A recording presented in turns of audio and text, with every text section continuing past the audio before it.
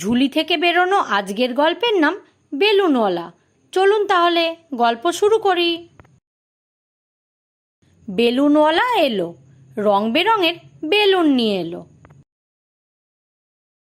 দৌড়ে দৌড়ে চিকু এলো, হলুদ বেলুন নিয়ে হাসলো।